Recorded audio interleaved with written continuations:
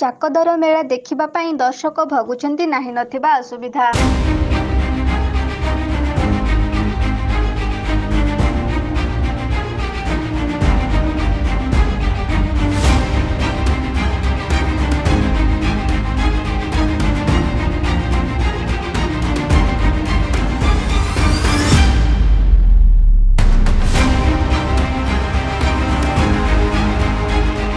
କେନ୍ଦୁଝର ଜିଲ୍ଲା ଘଟଗାଁ ବ୍ଲକ ଅନ୍ତର୍ଗତ ପଇପାଣି କାଞ୍ଝାରୀ ନଦୀ କୂଳରେ ଚାଲିଛି ମେଳା। ମହାବିଷୁବ ପଣା ସଂକ୍ରାନ୍ତିରେ ହେଉଥିବା ଏହି ମେଳା ଉଭୟ ସଦର ଏବଂ ଘଟଗାଁ ସୀମା ମଧ୍ୟରେ ହୋଇଥାଏ।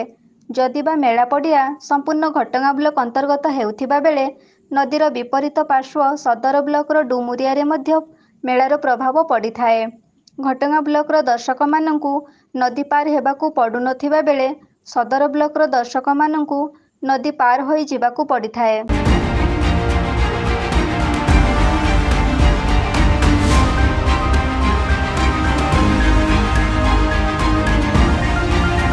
କିନ୍ତୁ ଦୁଃଖର ବିଷୟ ଯେ ସଦର ବ୍ଲକର ଦର୍ଶକମାନେ ନାହିଁ ନଥିବା ଅସୁବିଧା ଭୋଗୁଛନ୍ତି।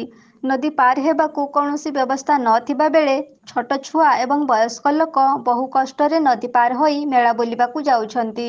ସଦର ବ୍ଲକ ଅଧୀନରେ ଥିବା ଡୁମୁରିଆ ନଦୀ କୂଳରେ ମଧ୍ୟ ଦୋକାନ ବସିଥିବା ବେଳେ ସାଇକେଲ ଷ୍ଟାଣ୍ଡ କରି ପ୍ରଚୁର ଟଙ୍କା ଆଦାୟ କରୁଛନ୍ତି।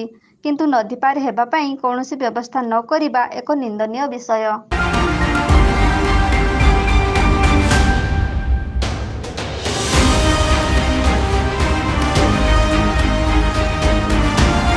ମା କିଚକେଶ୍ୱରୀ ଏସଏଚଜି ଦ୍ୱାରା ସାଇକେଲ ଷ୍ଟାଣ୍ଡ କରି ପ୍ରଚୁର ମାତ୍ରାରେ ଟଙ୍କା ଆଦାୟ କରୁଛନ୍ତି।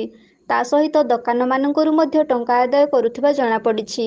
କିନ୍ତୁ ମେଳାପ୍ରେମୀମାନେ ନଦୀ ପାର ହୋଇ କେମିତି ଯିବେ?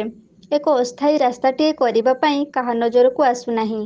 ଏମିତି ଟଙ୍କା ଆଦାୟ କରି ଦର୍ଶକମାନଙ୍କୁ ସୁବିଧା ଯୋଗାଇ ନ ଦେବା ଏକ ଶୋଷଣ ପରି ମନେ ହେଉଛି।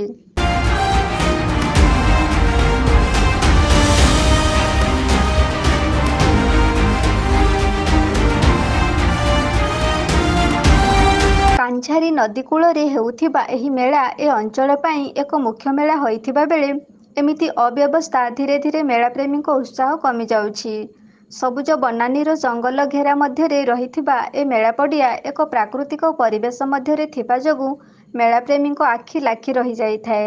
କିନ୍ତୁ ମେଳାପ୍ରେମୀଙ୍କୁ ଏମିତି ଅସୁବିଧାର ସମ୍ମୁଖୀନ ହେବାକୁ ପଡ଼ିଲେ ଧୀରେ ଧୀରେ ମେଳା ବୁଲିବା ଆଗ୍ରହ ମେଳାପ୍ରେମୀଙ୍କ ମନରୁ ଲିଭିଯିବ। ଆଗାମୀ ଦିନ ପାଇଁ ମନ୍ଦିର କମିଟି ସଜାଗ ରହିବାକୁ ଯାତ୍ରାପ୍ରେମୀ ତଥା ବୁଦ୍ଧିଜୀବୀ ମହଲରେ ଅନୁରୋଧ କରିଛନ୍ତି।